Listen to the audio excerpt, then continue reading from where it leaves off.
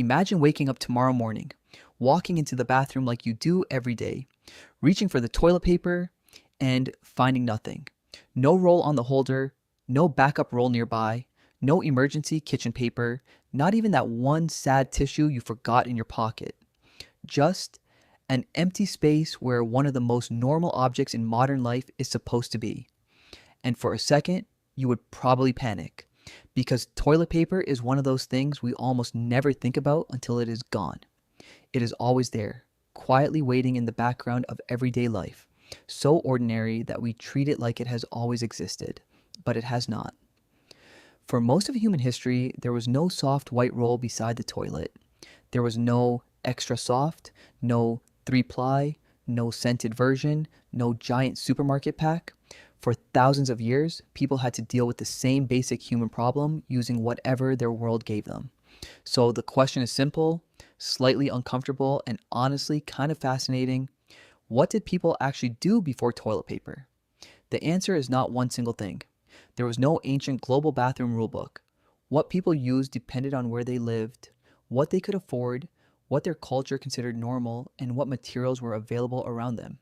If you lived near a forest, nature gave you leaves, moss, grass, or soft bark.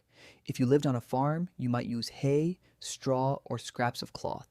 In colder places, snow could become the solution, which sounds dramatic today, but if that is what you had, that is what you had. Near rivers, lakes, or warm regions, water was often the main method of cleansing, and in many cultures it still is. In coastal areas, people use natural materials found nearby, sometimes smooth shells or stones. In dry places, people might use sticks, stones, or other simple objects that were easy to find. That may sound strange from a modern bathroom, but it makes sense when you think about it. Before factories and supermarkets, people solved daily problems locally. They did not go shopping for comfort products, they used the world around them. And this is where the story gets interesting because toilet paper is not really a story about toilet paper. It is a story about technology, trade, class, cities, hygiene, paper making, plumbing, and the slow transformation of private life. History is often told through kings, wars, and empires, but sometimes the real history is hidden in the ordinary things we use every day.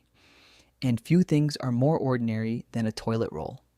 If we go back to the ancient world, one of the most famous examples comes from Greece and Rome. In ancient Greece and later in parts of the Roman world, people used small stones or pieces of broken pottery known as pessoi. These were sometimes smoothed at the edges, which is still not exactly a luxury experience, but in a world without mass-produced paper, it was one practical option. The ancient Greeks even left us clues about this.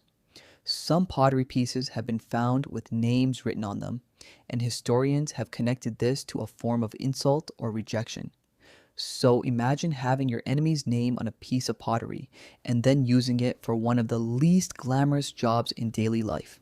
Ancient humor was not always subtle. The Romans had their own bathroom culture, and it was very different from ours. Many Roman cities had public latrines, and these were not private little rooms with locked doors. They were shared spaces. People sat side by side on long benches with openings cut into them. There could be conversation, business, gossip, and absolutely no modern idea of privacy. To us, it sounds painfully awkward. To them, it was part of city life. The Romans are also associated with the tersorium, usually described as a sponge attached to a stick. It is one of those historical objects that immediately gets attention because once you hear Roman sponge stick, you never really forget it. For a long time, it was commonly explained as a shared cleaning tool used in public latrines, but historians are more careful about that today. Some believe it was used for personal cleaning, while others argue it may have been used more like a brush for cleaning the latrine itself. And that is a good reminder that history is not always clean and certain. Sometimes the past gives us an object, a few words in a text, and a lot of questions. We have to be honest about what we know and what we are still guessing. But either way, the Romans show us something important.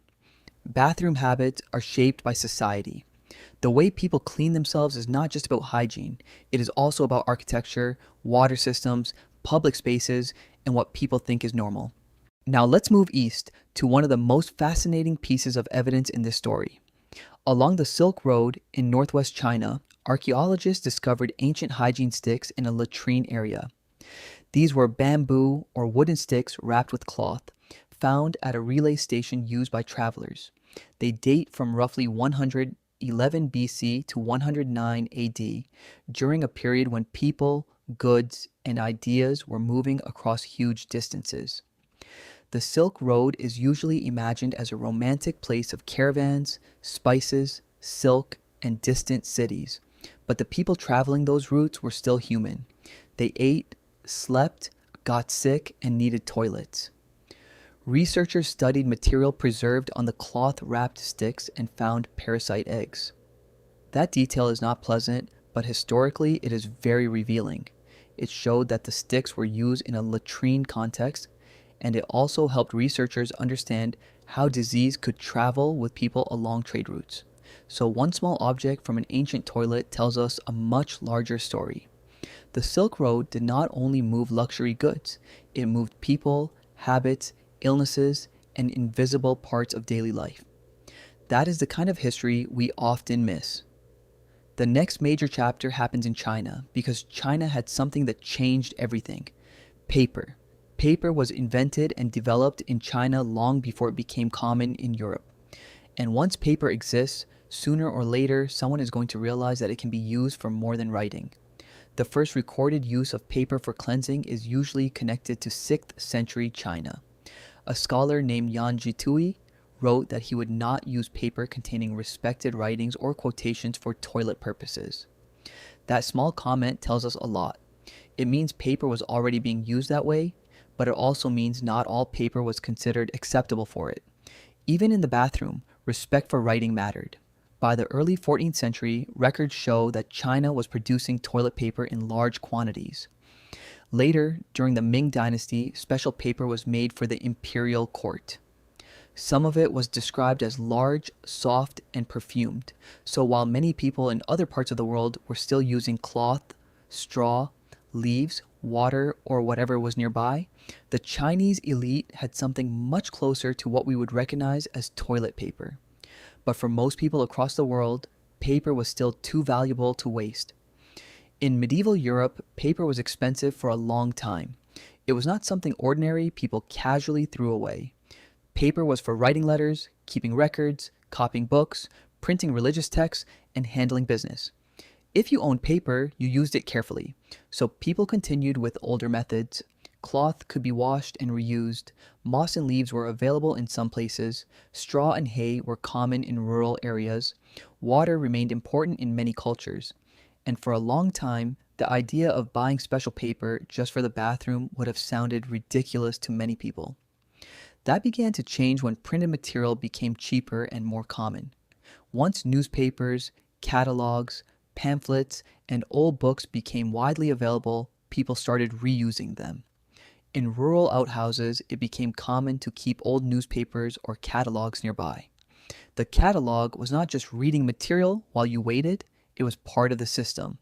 There is something very practical about that. People did not waste what they had. If paper had already served one purpose, it could serve another. Then, in the 19th century, toilet paper began to become a product. One of the early figures in the United States was Joseph C. Gaiety. In the 1850s, he sold Gaiety's medicated paper for the water closet. It came as flat sheets, not rolls, and it was advertised as cleaner, healthier, and more refined than the rough paper people were already using. One advertisement called it the greatest necessity of the age, which is a very serious way to describe bathroom paper. Gaiety even had his name watermarked on every sheet. That is a level of branding you have to admire, even if it is a little strange. But Gaiety's product had a problem. People were not used to paying for something they could get from old newspapers or catalogs. The product may have been useful, but that does not mean everyone wanted to buy it. That is an important lesson in the history of inventions. An invention does not become normal just because it exists. It has to arrive at the right time. It has to fit into people's lives. It has to be affordable. And people have to be willing to change habits they do not even like talking about. The real turning point came with the roll. In the late 19th century, Seth Wheeler developed patents connected to perforated paper rolls and toilet paper fixtures. His work helped shape the idea of paper divided into sheets, wrapped around a center, and placed on a holder so it could be torn off easily. Today, that seems obvious. Of course, toilet paper comes on a roll, but that is what happens when an invention becomes part of normal life. It starts to feel like it was always the natural answer. The roll also appeared at the right moment in history. Indoor plumbing was spreading, more homes were getting modern bathrooms, cities were growing, factories could produce paper goods more cheaply, advertising was becoming more powerful. Ideas about cleanliness and public health were changing. Toilet paper slowly became part of modern comfort. It did not happen all at once. Many people kept using newspapers, catalogues, cloth, water, or older habits well into the 20th century. Different places changed at different speeds, but over time, in many parts of the world, the roll became the standard. Factories made it cheaper, plumbing made it practical, advertising made it desirable, and eventually, society made it normal. That is the hidden history of toilet paper. It was not invented in one single brilliant moment. It was not one person suddenly solving a problem for all humanity. It was a long chain of local solutions, ancient habits, trade routes, paper making, plumbing, marketing, and changing ideas about cleanliness. A leaf in a forest tells us about environment. A Roman latrine tells us about public life. A Silk Road hygiene stick tells us about travel and disease. Chinese toilet paper tells us about invention and luxury. Old newspapers in an outhouse tell us about thrift. Gaiety's medicated sheets tell us about early advertising.